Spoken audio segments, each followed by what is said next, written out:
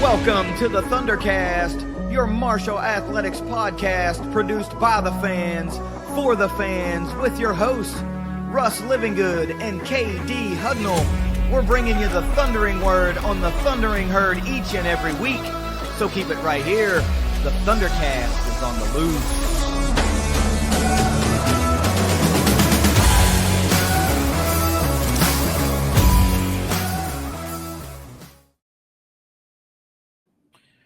Thanks for downloading another episode of the ThunderCast. Man, we're into season 5 now. Yeah. Well into season 5. This is pretty awesome, man. Just a quick aside before we get into the episode, let's reflect on that since we're in the throes of our 5th season on the air and bringing the fans yet again another position group breakdown series that, let's face it, man, folks love it and we love doing these episodes, but 30 seconds about the journey from an idea to season 5 and over 200 published episodes. How about that? Yeah. And I mean, just, you start thinking about all the other things that we've done, with ThunderCast Live powered by ignite.link, and you're inside the Thunder series and, guest spots on other things, features that we've done, feature presentations. So that 200 whatever by the time this airs, and how many we have, I've lost count, but just crazy, man. And yeah, that first season was only 15 episodes because it ran from April 1st, and as most people kind of figure out now, we start our seasons on July the 1st to coincide with the conference, the start of the season. But we have 3 legit full years plus a quarter, and now we're into season 5. Pretty cool. It is. It's great. And how's that possible? Let's get a quick word from them real quick, but it's Leasure Oliver PLLC. If you've been hurt in a wreck, call the law firm of Leasure Oliver PLLC. Find them at 304carwreck.com. What an excellent segue into the spot this week. Well, we are in season 5 now. It is awesome to continually be finding ourselves busting through everybody's car radios or on their computer monitors, watching us talk about the herd and all the interactions on the social media platforms. Man, we absolutely love it, and we are so thankful that the herd universe has embraced our show and fans love listening to us, and other podcasters across the country want to talk to us when it comes to things about the herd. But let's get down to our business, man, and what makes the show go. And right now at this time of the year, it's that position group breakdown series. It is continuing again this week, and we are talking about the ever-important defensive line. We've already talked about the offensive line and what we're going to need to do to control the line of scrimmage and the point of attack from the offensive standpoint. This week, we're talking defense. Russ, I'm pretty pumped for this one. I'm pretty pumped every week when we do a position group breakdown, but I'm really pumped for this one because this was a super high-performing unit last year, and it's going to be basically all new, but also in a brand-new scheme. So this is apples to oranges, in my opinion, from a year ago. Oh, yeah. You ready to get into this bad boy? Let's do it. All right, defensive line for the herd 2025.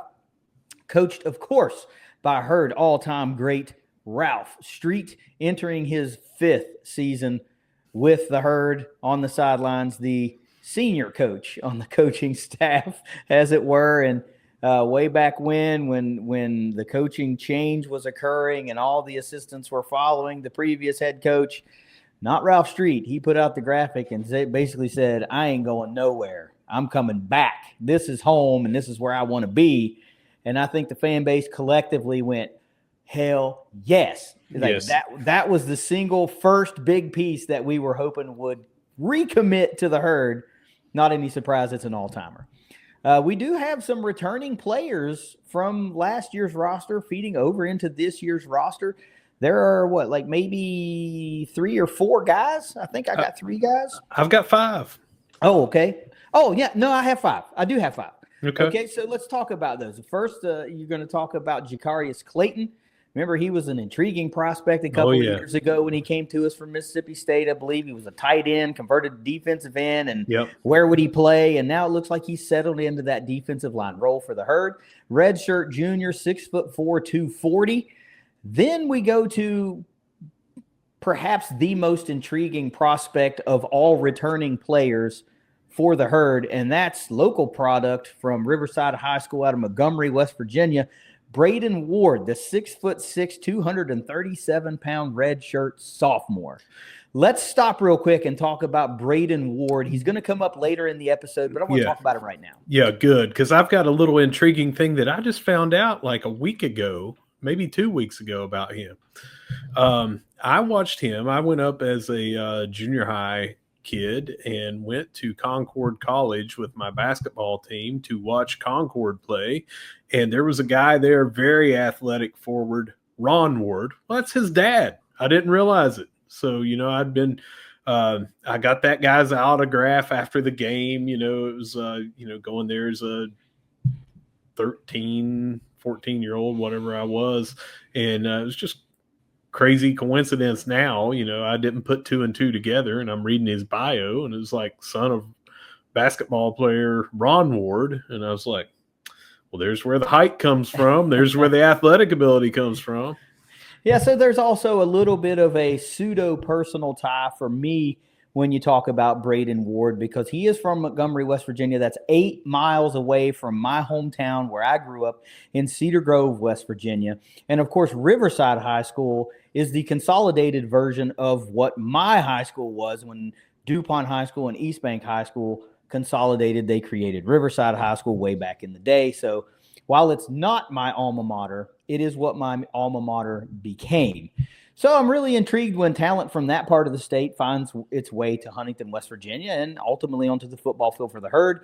And at 6'6", 237, he is an athletic machine, man. Really exciting to watch him come off of the edge, raise some eyebrows in the spring game, even a little bit last year. Mm-hmm. So I think this is a prospect that a lot of guys, a lot of fans should pay attention to this year. Yep. This might be one of the year where he bursts onto the scene for a lot of people in the stands. So you didn't hear it here first, but you might have heard it here first. Keep an eye out for Braden Ward. Then let's go to Cam Chimura, 6'3", 291-pound redshirt freshman. Been seeing him all over social media. Really excited to be back with the Herd. Really showing off the new digs that the Herd football team has been blessed with this year. Love the new uniforms. I know you and Jed talked about that on the show. Those things are sharp, man. A couple other guys we got to talk about. Jackson Cunningham, 6', 246. He's a redshirt freshman, returns to the Herd in 2025. And McKaylin Warren, 6'2", a 352-pound redshirt sophomore. You got to love what that might mean in the middle of a 3-3-5 defense. So that's your 5 returning players from the 2024 roster. Not too bad. We've seen a lot of complete turnover and a lot of where there's only maybe one guy that returns in a position group. So having 5 potential contributors to this unit is pretty refreshing when we've been talking about what we've been talking about. As a quick aside, I have to imagine that Ralph Street and the desire to play under Ralph Street kind of helped with that. You saw he was the only returning coach, and I think that it is no surprise that some of those young players that have more time to play chose to stay, whereas others may have followed their position coaches that left or just left because their position coach and head coach were leaving. But Ralph has, I believe, the most returning players for any position group. No surprise to me. Yeah, and it's also, I don't think, a surprise that these guys were in the room with guys like Mike Green, who they saw a direct line from Marshall University to the NFL. Yep. They know it exists, and they know that they're being coached by a guy that can get you there. Obviously, it's going to boil down to you having the skills and the talent to get to that level, but it ain't going to be from a lack of development from your position coach. That's first and foremost. Let's talk about a handful of guys that exhausted eligibility in no particular order. Mind you, we're just going to run down who exhausted eligibility one way or the other. Tyquez Leggs, Jason Shuford, Jude Okolo, Dylan Davis, Raquan Thompson, Dave Harris, and, of course, Mike Green. Not technically exhausted eligibility, but when you go pro, you've exhausted your eligibility. So we lose a lot of talent on the interior defensive line and one of the greatest pass rushers of all time to wear the Kelly green and white and strap on a Marshall helmet.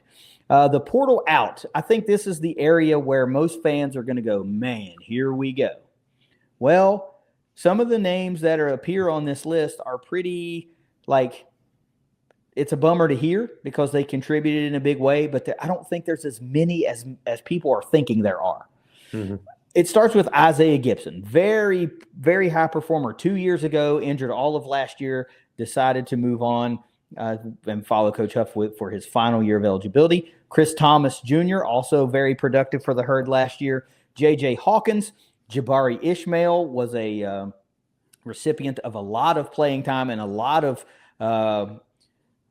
what do you want to call it? Positive pass rush situations for being across from Mike Green last year. Very talented guy. Sue Agonloy, Jackson Klein, and Chris Stokes all hit the portal out to various locations. Portal in, they hit it hard, man. This was an area of emphasis, as you might imagine that it would be, in this 3-3-5. Jaleel Rivera Harvey, 6'2", 298, from Western Kentucky, is a boomerang portal entry. He left the Herd 2 years ago, 1 year stint at Western, and now he is back. I am keeping track of how many guys that is, but that's got to be like 4 guys at least that we. I think I counted 5. I think it was. Okay. Katron Evans, 6'3", 335, nose tackle coming in from Charlotte. Naquan Crowder, 6'3", 330 from Pennsylvania Western. Paul Hudson III, 6', 270, comes to us from Campbell. Jamal Weiss, name sounds pretty familiar to Herd fans of a certain era. It should. 6'4", 299 from South Carolina. He's the son of former Herd defensive lineman Jamal Weiss Sr. Played for the Herd in 03-04. AJ Abassi, 6'5", 300-pounder from Roosevelt University via James Madison. So some familiarity with the SBC East. And then you get a couple of more. Tyus Martin, 6'4", 330 from Jackson State. And Sid Kaba, the 6'3", 275-pounder from Western Michigan. All right, thoughts on the portal overall before we get going here? Yeah, so I think that it sounds a little worse because Gibby, was one of those portal guys, but he didn't play all of last year. Knowing that he had a full year back, I think he also would have done very well in the middle of a 3-3-5. But, it's not as bad, really, as you think. And I think the portal in, I don't want to spoil anything, but I think the portal in, we brought in quite a bit, and I don't want to give away some of my talking points, but Fair. we did very, very well in the portal, I think, for what we lost versus what we needed to bring in. Yeah, without spoiling strengths and weaknesses, just overall what I'll say about the group and the turnover. Portal out guys, we'll miss some of them because they're playmakers, right? But they're not our players any longer. So you just kind of got to let that go. But when you start looking at that portal in class and then you start thinking, okay, with what we need to have, with what we're going to run, I think we stack up pretty good. That's where you go with that. And then the lone member left on the roster that wasn't a portal guy or returning player right now is Mekhi Lockhart, 6'4", 290-pound freshman. Russ, let's talk about some projected starters. We really didn't do this. We didn't talk about how many we wanted to talk about. Yeah. I just did like a straight down line, 3 of them in a run type scenario. And then I just want to feature a couple pass rushers. So I did very similar. I did, without talking to you, I had only one nose tackle middle that I put in there, but then I had 2 different sets of how this 3-3 would work. So I put, if we went fast and smaller for some edge rushers. And then I put just what I thought might be the actual when we're not in that. So very, very similar, I think. I think it's actually pretty spot on. So let's talk about if we're just kind of in a, run stopping type defense, and we'll go with that. So since you only have one nose tackle, I also only have one nose tackle. Who are you featuring? I put Katron Evans. I think that it's going to be him. He's a big body, and I have that feeling that he's going to be the guy. Well, I also picked Katron Evans, 6'3", 335, and you're a senior. How many times you said it? You don't transfer in to not play, right? Yeah. And he looks the build to be that space filler in the middle of an interior defensive line. A lot's going to fall on him, to kind of control certain things. I just think right now, looking on paper, he's the best kind of out of the box with experience and build to fill that role. Give me a defensive end. It doesn't need to be right or left. It's a. Yeah, I'm going with Jamal Weiss on one side if we're in that run stopping. Same. Jamal Weiss from a run stopping standpoint, 6'4", 299. How do you go away from that? Right. Yeah. I mean, you're looking at another gap filler, another big body that you will hope can set the edge. South Carolina transfer. And look, man, I just love a legacy player. So Who else you got? On the other end of that, the other side, I've got returning Jaleel Rivera-Harvey. He's an upperclassman. He's got experience, and he's also a big body. And so that's who I have is Weiss, Evans, and Rivera-Harvey on my D-line. Make it 3 for 3. Give me Jaleel Rivera-Harvey, also 6'2", 298, the boomerang prospect. From the herd to Western, back to the herd. The reason I go with him is because he's already been coached by Ralph Street. Yeah. So Ralph knows what he has in Jaleel, and he's made plays for the herd before. A couple of years ago, he was, I won't say a vital part of that interior line, but he was a contributing member of that defensive line with Kobe Cumberlander and Owen Porter and those guys before Mike Green really rose to superstardom. Let's talk pass rush situations now. Give me a couple of pass rushers that you really feel good about. Well, we've talked about him already, and it's Jacarius Clayton on one side.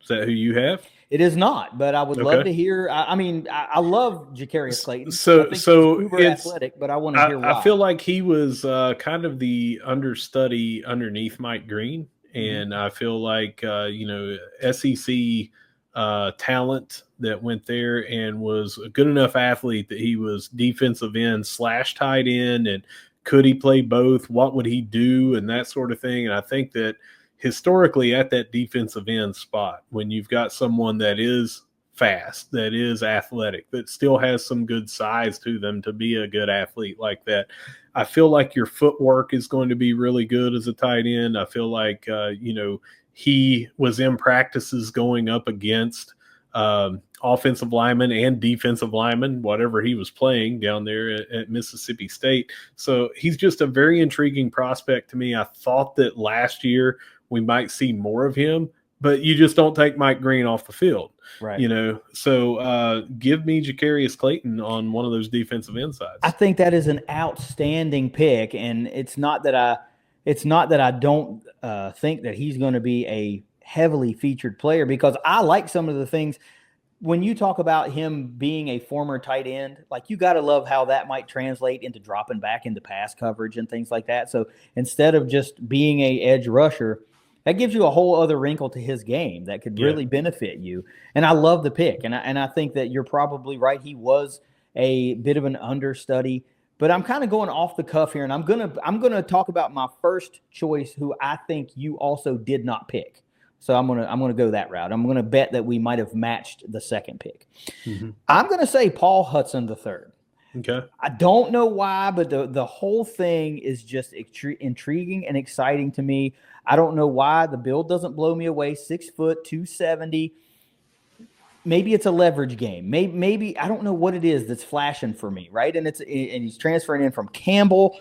I feel like he's just one of those under the radar prospects that we bring in from the portal or in the portal that is just, I don't know. I don't know what is triggering me to think that this is a featured pass rusher. It's just a gut feeling that I have. I don't know why. It's just a gut feeling. I feel like he's a guy that absolutely is enthralled to be in Huntington, West Virginia, to play for the herd, and that goes somewhere with me. That means something to me when a guy might be a little undersized for his position, but still has a lot of skill and a lot of ability, but has something to prove. You come from a school like Campbell, which nothing against Campbell.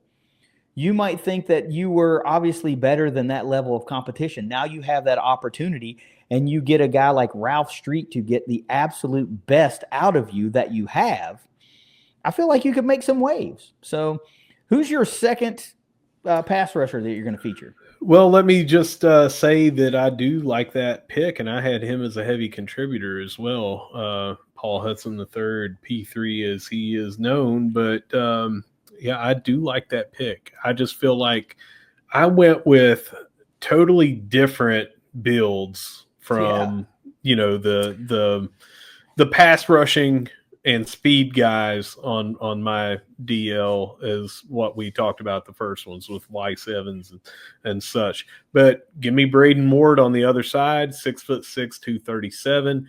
I have been able to see over the past 2 years that this guy finishes first in every drill. He has that discipline that he's got a nonstop motor.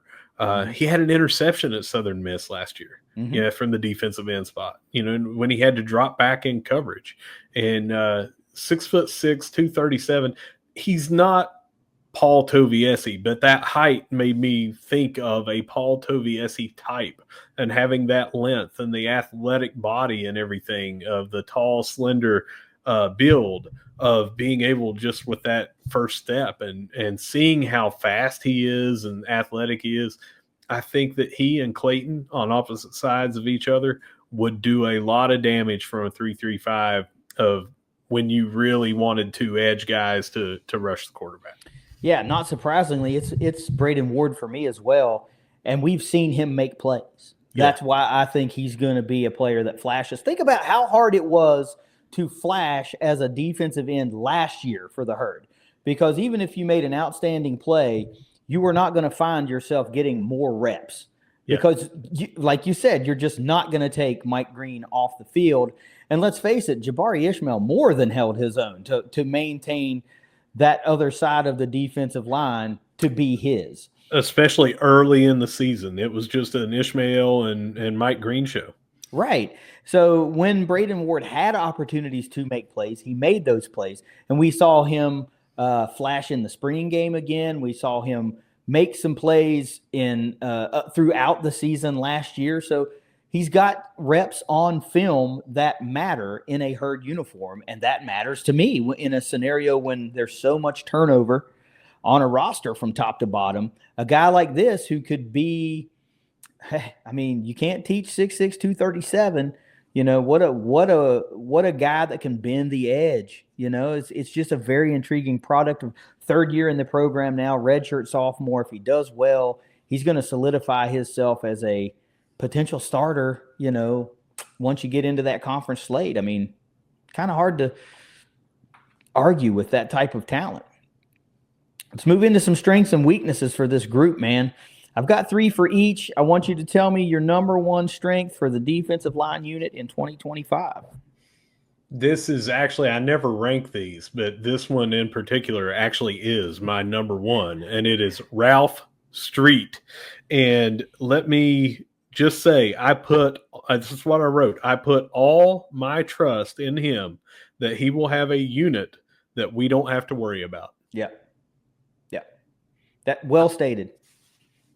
I think at this point, Herd fans can go, yep, well stated. Not surprisingly, it's a 2-word number one strength for me, and those words are Ralph Street. Since he's been here, he's done a phenomenal job with getting the most out of every single player that he has, no matter if you're an interior defensive lineman or if you're an edge pass rusher. I mean, think about the seasons that Owen Porter had, that Sam Burton had, that Cumberlander had, that Mike Green, of course, had, and Jabari Ishmael and Tyquez Legs great in the interior. Gibby was great in the interior. So many guys, and guys we're not even bringing up right now. Guys that left Emmanuel Bush and went to James Madison, and you tell me that they didn't get a good player that he had coached up and they knew was going to be a good defensive lineman because he came from Ralph Street. I mean, Ralph Street is building just, you talk about a coach's tree. Look at the player's tree that is developed under Ralph Street.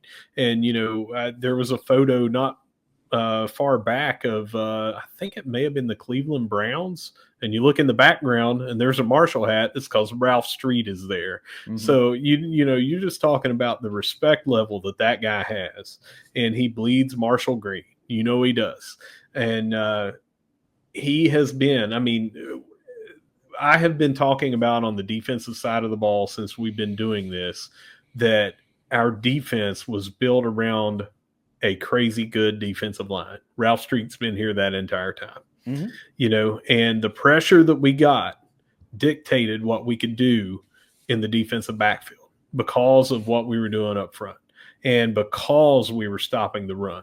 It's been Ralph Street, Ralph Street, Ralph Street. Yeah.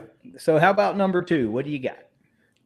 I have in all capital letters with an exclamation point, beef. And we're going to be in a 3-3-5, so you got to have those big bodies. So I've got 4 players 320 pounds plus and 9 players 285 pounds plus. We definitely have some run-stopping bodies to clog up the middle.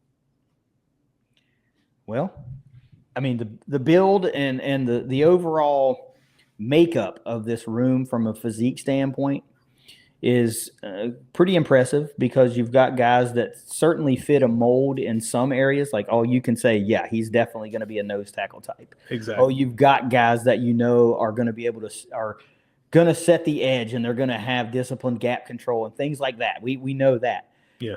My number 2 goal or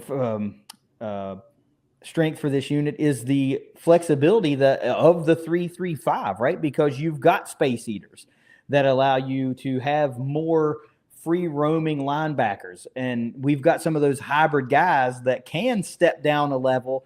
And now all of a sudden you're not in a 3-3-5 to look. You're in you gave a 3-3-5 look pre-snap, but now you're in a 4-2-5 or whatever because you don't know who came down to fill what gap. And so the flexibility is just off the charts, and you've got a lot of the right guys, the right personnel on the field at the right time, man, you can really be disruptive, especially against spread offenses, which a lot of people run nowadays, and the Sun Belt is no difference. The other big thing of the flexibility is that this gives you the opportunity to disguise your blitzes and your coverages. So the guys like the Javay Gilmores, the Cannon Lewises, the Jalen Parkers, I think are going to be able to absolutely feast because you have a constant guessing game based on the flexibility of this defense and who might be on the field at any given time. That type of flexibility takes so much pressure to me off of any one position group that it can't help but be a strength for your defensive line unit, who can already suck up a couple blockers, can already rush the passer. So very, very big strength. You got 3, you said? I've got 4, and okay. my third is depth. And for a 3-3-5, we have 14 defensive linemen listed right now on the roster. A staggering, to me, 8 of those players are a redshirt junior or older. So I feel like we've got some experience. I know experience is totally different than depth, but on my depth, it's not like, well, we've got 14, but 9 of them are incoming freshmen that might be not seeing the field as much unless they're on special teams and might be redshirting. No, we have 14, and 8 of them are at least a redshirt junior. So I feel like we've got some really good depth for a 3-3-5. Yeah, I feel like you nailed that one. And I got to go back for my third strength. I mentioned this a little bit that goes along with the flexibility of the overall defensive scheme. The number 3 strength is the unbelievably great mix of body types and skill sets that you have to try to execute the hell out of that scheme and adapt that defense to your opponent to really nullify whatever it is they like to do. We've got a lot of run stoppers. We've got a lot of pass rushers. You've got hybrid guys at the linebacker level that can morph that look from a 3-3-5 into a 4-2-5. You've got that hybrid type safety guy that can move down and all of a sudden you're in like a 3-4, so there's so much that we are capable of doing on this defensive from this defensive unit, and it all takes pressure off of every other particular position group. I don't know, man. I think this is set up to be a really fun and interesting defensive season for the Herd, especially considering that we had a lot of fun watching that 4-2-5 last year. I mean, but of course, a lot of that has to do with players Mike that Green, are no longer JJ there. Roberts. Right. It's JJ, it's Jaden Yates, it's Mike Green. It's, those three guys, one at each level, made that a whole hell of a lot of fun. But we're going to see it in a different way, with so much disguise and it's just going to be fun. So let's flip the script. Let's talk about some weaknesses that we I had one have. more. I had one more. I'm sorry, I forgot. What do you That's got? all right. Well, it's a restatement of what you just said. Number 4 for me is diversity of styles, and we have the ability to put a couple of pass rushers on the edge when we need it. We have those aforementioned big bodies when we need them too. Like when I was looking at this and I was coming up with starters, I was like, well, I feel like we've got 2 different sets here. What are we going for? And we'll talk more about this as we get down through here. But I feel like we are going to be rotating a lot. I feel like that we're going to have each series is going to rotate depending on what we need. But when we have the opportunity to do so and there is a substitution on the offense, we're going to definitely sub in on that defensive line, get some fresh guys. We talked about this before. You're not going to have 352-pound McKaylen Warren out there for an entire series if they're going 80-some yards. If you have the opportunity to give him a breath and everything, and you're going to sub, like they just had a 30-yard pass play, and he's got to run all the way down there and everything, it's going to be drastically different for him than it is a Braden Ward at 237. So I feel like there's going to be a lot of movement. Yeah, and I think that plays into your depth conversation there a little bit ago, your strength. Like if you go back and you revisit that portal in and portal out, you lose 7 guys to the portal out. One of them didn't even play last year, but we can count him as a contributing factor. Gibby would have been a big contributor. Yeah. Really only 3 of those 7 gave you meaningful snaps, right? And were big contributors. But on the flip side, you bring in 1, 2, 3, 4, 5, 6, 7, 8 guys that could all potentially be playing for the Herd. I mean, all 8 of the guys that you bring in are built to be subbed in, constantly fresh, and all of that sort of thing. And I have them all except for the incoming freshmen that you're talking about, all 8 newcomers, plus the returners that we have, your Cam Chimuras and all that. Yeah. I have all of them playing, so probably 12 to at least 10, but I feel like we're going to have probably upwards of 12 heavy contributors this year, where when you look at snaps and, they're in for key situations. I mean, if you're on the goal line and you're not going to have Tyus Martin and Katron Evans and McKaylen Warren in there, having 3 different guys that are above 330 on the defensive line, you need to stop somebody on 4th and 1. You need to stop somebody on the goal line. You can do that. Mm-hmm. We could trot out 5 300-pound guys and put them on that defensive line to, for whatever you need to do. Yeah, but the one thing you have to also take into account is, let's say that the defense is doing their job already and getting the opposing offenses off the field. Well, what you also have to explore is this offense is going to play with tempo. And if they get it rolling and they're banging out 90 plays a game and they're scoring and going up and down the field and up and down, you're going to have to get those guys fresh. That's right. Yeah. You're going to buy your own, it's a self-inflicted wound if you don't do that. Your highly potent offense then turns into a detriment to your defense. So these guys know what they're doing. They went out and got 10 to 12 guys that they can rotate in and constantly keep fresh. Also be able to take a bump here and there and lose a guy for a game or 2, or maybe somebody for the season, and not fall off a cliff with what you need to be able to do. Now let's finally flip the script and talk about some weaknesses for this defensive line unit. Again, I have 3. What is your number 1 weakness? I have 3 as well, and the first one is you cannot replace Mike Green and what he brought to the table in production, as well as drawing double teams and additional attention. I feel like we say that, it still kind of gets lost when people are talking about that. He opened up the way for Tyquez Legs to dominate in the middle. He opened up for Jabari Ishmael to come from the other side and do what he did. And the defensive backs and the linebackers, he made it much easier on them. They were double teaming him. They were also putting a running back on him to chip him after he beat the double team. They were doing whatever they could to stop him, and that opened up for everybody else. Not having him is a major hole to fill. Yeah, it is. And I'd went more general with that, but it's the same overall weakness. It's that there are massive losses from 2024. You have no real returning starters, as it were, because let's face it, across that defensive line, a lot of the times, it was Mike Green, Chris Thomas, Tyquez Legs, and Jabari Ishmael. All four of them are gone, and they all performed really well as a unit. Yes, we subbed a lot of guys, and they had rotational guys and all that sort of thing, but those four guys were your mainstays on that defensive line, and now they're all gone. And, of course, not the least of which is the impact of Mike Green. So what is your number two? Well, we have so many new players and lost so much that we just talked about from last year. It may take a while to have some consistency as a unit. You're going to go down and play at Georgia, who is going to be the best offensive line that you will face all year. You can pick a position group from Georgia, and that's probably going to be the best that we're going to play all year.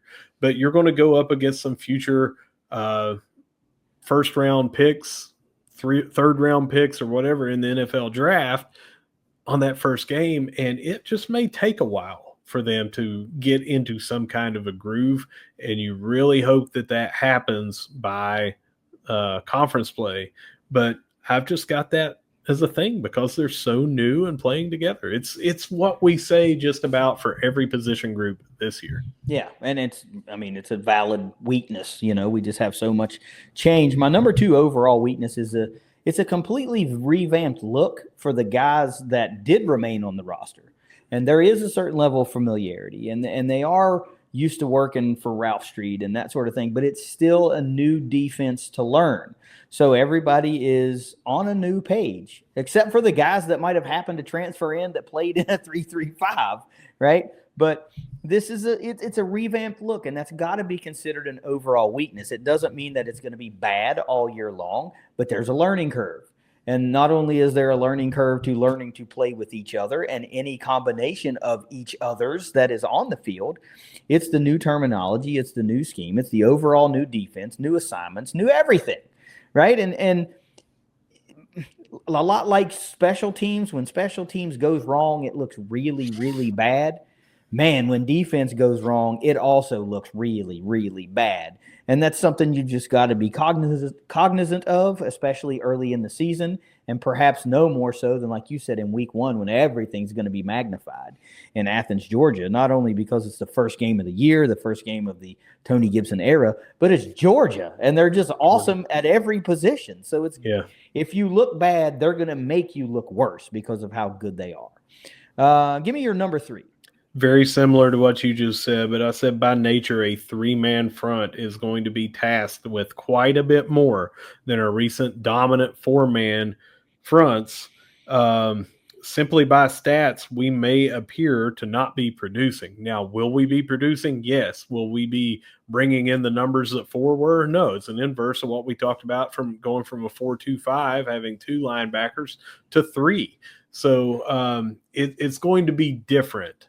But it is a weakness that we are going to be in a three-man front. It's harder at stopping the run. It's different. So it's going to be a tall task. Yeah. And along with that, I'm I think I'm in the same wheelhouse with what you're saying, but my number three overall weakness is kind of focused a little bit. And even though we've talked about the massive amounts of flexibility and what you can do with this defense, if you have the right personnel on the field. If you don't have the right personnel on the field, then what you do, I think, is put more pressure on certain positions at that given time and for that particular play. Like your defensive end might be forced to be better at containing or setting the edge. And if you just happen to be stuck with a pass rusher and the play goes to that side and he's not as adept as setting the edge and as the defensive end that would normally be in the game in that situation would be, then that could be a problem. If you don't do that, then you take away a lot of the freedom that your linebackers would then have to freely roam and make the plays that they need to make, and they're going to have to pick up some slack. And lastly, if your nose tackle is unable to control the A-gaps, man, you're just cooked, right? You're cooked, because everybody knows the football 101. If I'm getting 4 yards of carry straight up the middle, why the hell would I ever do anything else? Yeah. So you've got to constantly be in the right personnel or really damn close to be able to minimize any type of damage that explosive offenses could do to you. And like, this has got to, I mean, this is like the most probably hilarious weakness that I've talked about, because we've spent how many shows being guests on how many shows talking about Tony Gibson, Shannon Morrison, Ralph Street, and Jake Ellsworth. These guys undoubtedly having a really super strong defensive front, right? so to have to like formulate this weakness out of a what could happen scenario, it feels like a little insulting to the guys that are in charge of doing this. But there are going to be times throughout the season that's going to happen. And how are those guys going to be able to respond and limit that damage? Right, you ready for some questions? Let's do it. The biggest slam dunk question of the entire position group breakdown series. Russ, who is the biggest loss from the defensive line unit from a year ago? Fella goes by the name of Mike Green. Yeah. I want to. How do you replace a generational guy? You don't. And I want to take a moment to reflect on the greatness of Mike Green, because this is the time to do it. I think I'm forever grateful that I got to witness that season. I got to watch greatness on that level, because it's such a rarefied thing. We have so many good players, and we have so many like borderline great players and guys that we call herd all-timers. And then you have those guys that come through the program that surpass even that, and they put themselves in this rarefied air. And the only thing that sucks about that is that he was so NFL ready that he went. Yeah. And we didn't get it for one more year. Because I think he could have rewritten the record books. It would have been amazing to see what they did with a guy like that in a 3-3-5. Would you have made him more of a hybrid player, like we might see him in the NFL with Baltimore? We might see him on an outside linebacker spot also, like step up and then become the pass rusher from a disguised defense. I'm like, man, the motor that guy had, the step and the strength, all of it. He's the complete package on the collegiate level. Just imagine what we might have been able to see from him in one more year in this defense. I'm just so thankful I got to witness what I did. I would have loved to have seen it for one more year. I said this before, and I'm going to say it again. I'm so thankful, though, that he did go ahead and go to the NFL, did not go to the transfer portal, even though he was tempted by the who's who of college football. And he's forever a son of Marshall. That, to me, is great. Who are you most excited to see this year? It's a pair of guys, and it's who I picked for the defensive pass rush. It's Jacarius Clayton and Braden Ward. And it is because that is the more sexy thing for a defensive line, is that pressure on the quarterback, getting to the quarterback, the hurries, the sacks, the tackles for loss, that sort of thing. I'm excited to see those two guys with their athletic ability, their tall height, their athletic ability, smaller frame in the sense that these guys are not the 300-pounders that we talked about. Right. I am excited to see what they can do from the speed rush when they need to do it. Yeah, those are the sexy picks, right? Everybody likes a pass rusher. Everybody loves the quarterback sack, the making the offensive lineman look foolish with your moves and your speed. I'm going with a bigger body player, and I'm excited to see Jamal Weiss, the legacy player, the Field Steel third-team All-Sun Belt Conference defensive end. I think he's going to have a pretty big year, and he's going to have to be a big contributor on this Herd defensive line. I love the body size. I love like that you might see him lined up a lot of the times next to Katron Evans, and all of a sudden you got a 6'3", 335, and then a 6'4", 299 to really solidify and strengthen the run defense on one particular side of the football field. And then when you account for who may or may, if that happens to be the side that JaVale Gilmore is lined up on, holy moly, man, what that guy might be able to do, knowing that those two defensive linemen can suck in blockers and free him up a little bit, I'm really excited to see what he can do to potentially springboard plays made by other guys. Give me your breakout player. It's Braden Ward, and I think that he is finally going to get that shot. In Clayton, and maybe there was an injury last year, but when maybe it was they just wanted to really keep a red shirt on him. I don't know, but when Mike Green went out, Braden Ward was the guy that came in, and I think that he's ready to take that next level step. And I really think that he's going to have a breakout year. Now, this might be that he's not even starting 50% of the snaps because we might be with a bigger defensive line. But I feel like he's still going to break out. Yeah, my breakout player, Braden Ward, 6'6", 237, redshirt sophomore, youngster, athletic, fast, quick, all the accolades, right? All the adjectives. I think he is going to be the breakout player. And I don't mean come out of nowhere and have a 15-sack season. Right. But what I do mean is you might finally solidify your role and be a go-to edge rusher in certain situations or in most of your pass rush situations. And you might see him come out of the season with half a dozen sacks. To me, that's a breakout.